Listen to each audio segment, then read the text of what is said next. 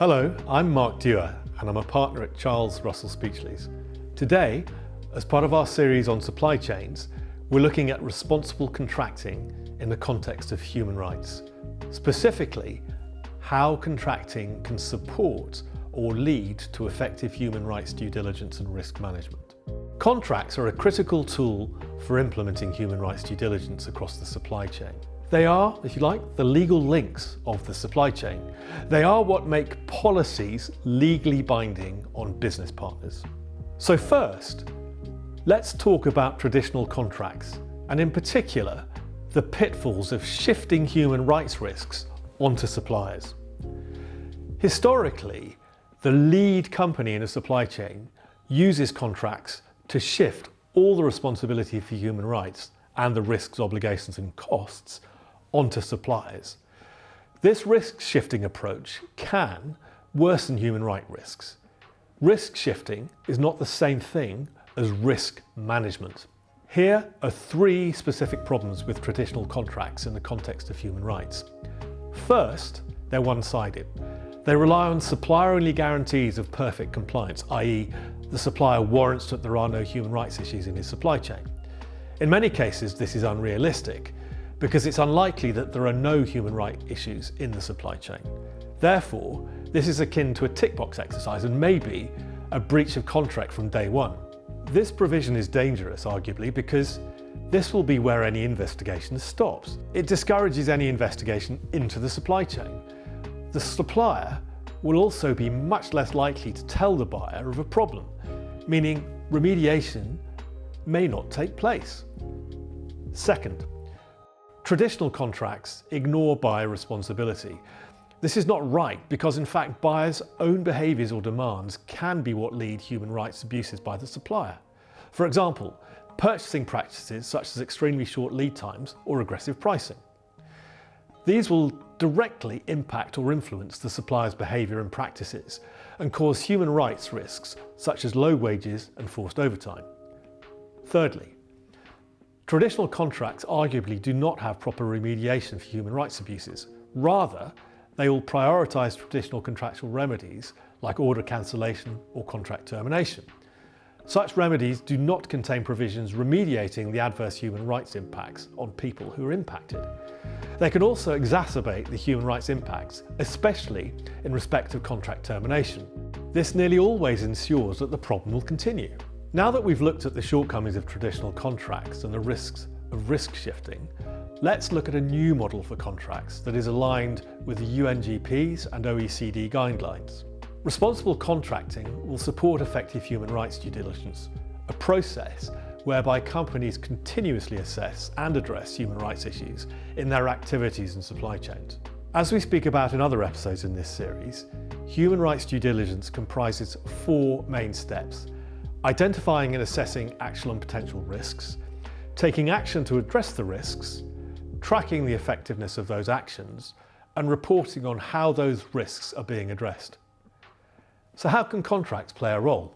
We can take a look here at the European Model Clauses, EMCs, a set of model clauses designed to align with the EU Corporate Sustainability Due Diligence Directive, CS3D, which entered into force in July 2024, though is currently facing potential amendments by EU lawmakers pursuant to the Omnibus proposal. Under the EMCs, and in line with the UNGPs and the OECD guidelines, there are three core principles of responsible contracting.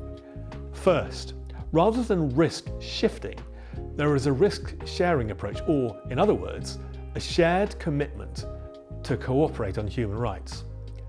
Second, the buyer must commit to responsible purchasing practices, including with respect to pricing and forecasting needs. And third, human rights remediation is placed ahead of traditional contractual remedies. This seeks to protect workers from forced labour and other human rights abuses. Aligning contracts with these principles can facilitate transparency, trust, meaningful engagement and communication, all of which are vital for effective human rights due diligence. Before we close, I want to say a quick word on buyer codes of conduct. A buyer code of conduct is a policy that sets out the standards the buyer itself commits to following. It sets out the expectations the buyer places on itself and its personnel when dealing with suppliers. It complements supplier codes of conduct by focusing on the buyer's responsibilities, especially purchasing practices that can create or reduce pressure on human rights in the supply chain. Properly designed and implemented, it's a practical tool to embed the UNGP's and OECD due diligence expectations into day-to-day procurement. It helps manage human rights risks by setting clear expectations and enabling leverage, aligning purchasing practices with human rights, embedding risk-based due diligence, enhancing traceability and transparency, and strengthening grievance and remediation, amongst others.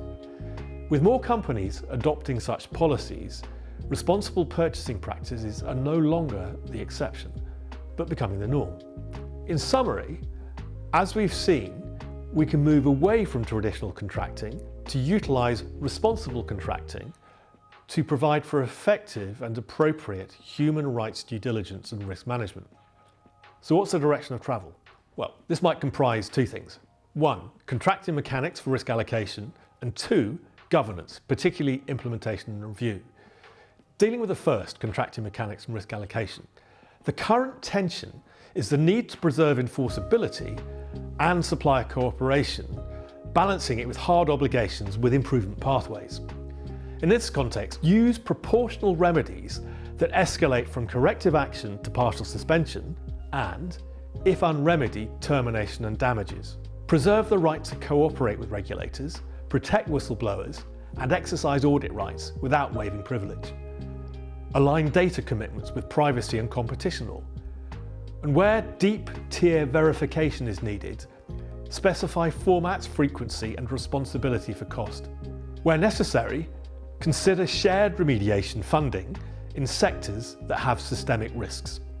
Second, governance, implementation, and review.